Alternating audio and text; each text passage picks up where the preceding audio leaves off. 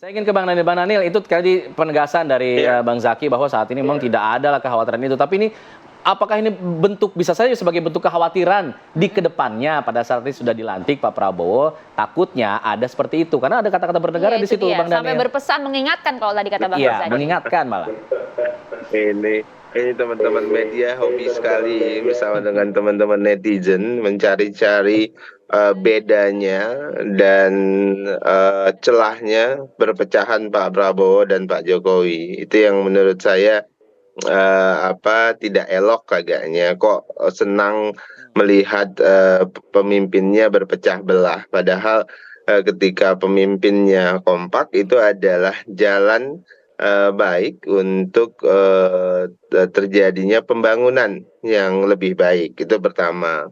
Kemudian kedua, apa yang disampaikan oleh Pak SBY itu adalah hal yang wajar, filosofi jamak. Dimanapun, kapanpun itu biasa saja disampaikan bahwasannya matahari itu ya cuma satu dan hanya ada satu. Artinya adalah itu nasihat yang positif di semua lembaga, di semua institusi. Matahari dalam tanda kutip itu harus tetap satu. Dan kalau kemudian berusaha atau dipaksa-paksakan misalnya ditarik ke Pak Prabowo dan Pak Jokowi, agaknya beliau berdua adalah pemimpin yang sudah paham sekali dan sudah matang terkait dengan bagaimana menjaga hubungan pribadi dan hubungan politik. Pak Prabowo paham betul kapan menjadi prajurit. Di satu sisi, Pak Prabowo juga sangat paham kapan akan menjadi panglima.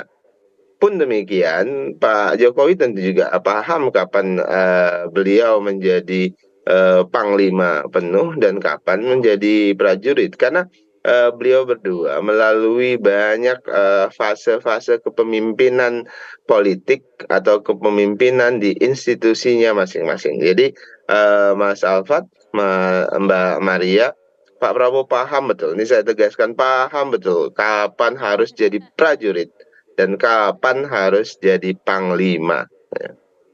Oke, aman-aman saja. Mas Umam, percaya Mas, aman kok Mas katanya. Ya memang bahasa panggung dan bahasa belakang tentu berbeda. Ini dia. Tetapi begini, bahwa apa yang disampaikan Pak SBY itu tentu kalau nggak salah itu kan dalam forum internal ya, di Partai Demokrat. Memang itu adalah refleksi internal. Tetapi bagaimanapun juga statement itu tentu bisa dikontekstualisasikan sebagai sebuah nasihat atau early warning mechanism. Jangan sampai kemudian di dalam ranah bernegara kemudian terjadi seperti itu. Karena impact-nya akan kemana-mana. Nah kalau misal kemudian kita kontekstualisasikan dalam galaksi perpolitikan di Indonesia atau tata surya berdemokrasi di Indonesia, memang ada kecenderungan di mana sumber energi itu banyak. Sehingga matahari itu kemudian menjadi bias. Ini mataharinya yang mana? Misalnya bagaimana yang kemarin terjadi di Golkar. Ini kan ada satu kekuatan, tetapi ada kekuatan lain yang kemudian seolah kemudian mencoba untuk mengintervensi. Ini galaksi kekuatan mana? Ini matahari yang mana? Nah, kekuatan yang mana itu boleh dijawab ya Mas ya? Usai jeda berikut ini. Usai jeda kita akan kembali lagi mendalami apa yang disampaikan Mas Umam. Usai jeda, tetap di sini Apa Kabar Indonesia Pagi. Ya pemirsa, kita lanjutkan diskusi. Kalau tadi sempat terpotong ya Mas, jadi yang dimaksud kekuatan siapa itu yang dimaksud oleh Pak SBY ini? Secara nama tentu tidak tersebutkan ya di materi itu, tetapi tentu orang kuat, punya kekuatan politik dan juga network yang cukup kuat, dan barangkali juga punya hobi cawe-cawe juga. Nah tetapi begini, bahwa kalau misal kita refleksikan kenapa kemudian materi kontemplasi itu cukup relevan, memang ada cukup banyak konteks isu yang kemudian menunjukkan tren serupa. Apa yang terjadi kemarin di revisi Undang-Undang Pilkada juga menunjukkan hal yang sama. Di materi pengambilan putusan pertama, semuanya partai setuju, kecuali PDIP. Dan itu menunjukkan bahwa ada energi kekuatan politik yang menggerakkan itu. Tetapi begitu masuk di pengambilan putusan kedua, tidak terjadi. Itu juga menunjukkan ada kekuatan politik yang juga menggerakkan itu. Karena rasa-rasanya itu juga menjadi sebuah fenomena pertama pasca reformasi, di mana pengambilan putusan pertama dan kedua split. tidak terjadi. Kemudian cukup banyak, misalnya di KPK. Di KPK itu pimpinan KPK misalnya mengatakan bahwa periksa ini terkait dengan konteks gratifikasi dan sebagainya dibantah oleh juru bicaranya. Seorang juru bicara dengan layer jauh gapnya itu ya dari sisi hierarki struktural kepemimpinan bisa meng-cancel statement seorang pimpinan lembaga.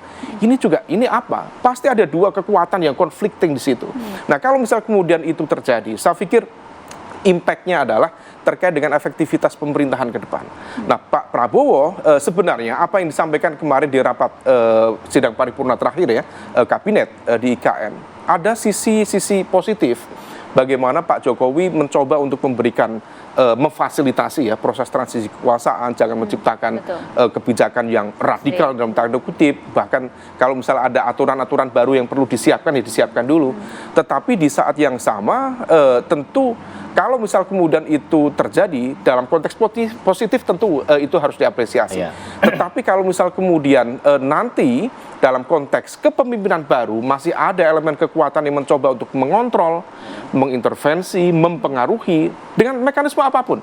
Baik mekanisme dalam konteks kemarin ada yang mau mengutak-atik undang-undang One Team Press dengan bertransformasi menjadi semacam DPA dengan otoritas kekuatan yang lebih besar, tentu itu bisa menjadi salah satu mekanisme. Itu kan dikhawatirkan oleh Pak SBY? Who knows? Siapa tahu.